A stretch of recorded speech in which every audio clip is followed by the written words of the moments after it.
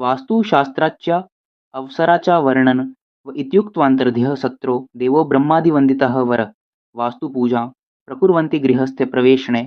द्वाराभिशवने चैव त्रिविधे च प्रवेशने प्रतिवर्षं च यज्ञादौ तथा पुत्रस्य जन्मनि व्रतबन्धे विवाहे च तथैव च महोत्सवे जीर्णोद्धारे तथा शल्यन्यासे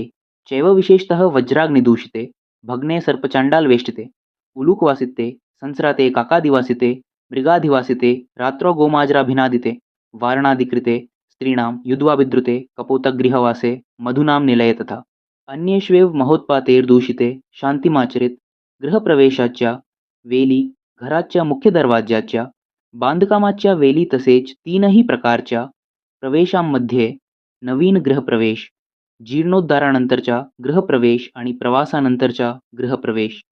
यज्ञादी संस्कारांच्या वेली पुत्रजन्माच्या प्रसंगी यज्ञोपवीताच्या वेली विवाहाच्या वेली महोत्सवाच्या प्रसंगी जीर्णोद्धाराच्या वेली तसेच शल्यन्यास स्टेफुटिंग करताना विशेषतः वास्तुपूजन करावे. घरात आत्महत्या झाली, मांजर पडली, घराचे नुकसान झाले, दीमकाचा प्रादुर्भाव झाला, महिलांच्या वर्चस्वामुळे गोहत्या, हंगामी रोग, घरात शिरणे, घरात उलथापालथ, गरिबी, घरात चोराची भीती, घरात शिवीगाळ, घरात कलह, दिवसभर भांडण म्हणून अशा अपवित्र घरात राहिल्याने रोग, दारिद्र्य त्यामुळे वास्तुशांती करणे आवश्यक आहे.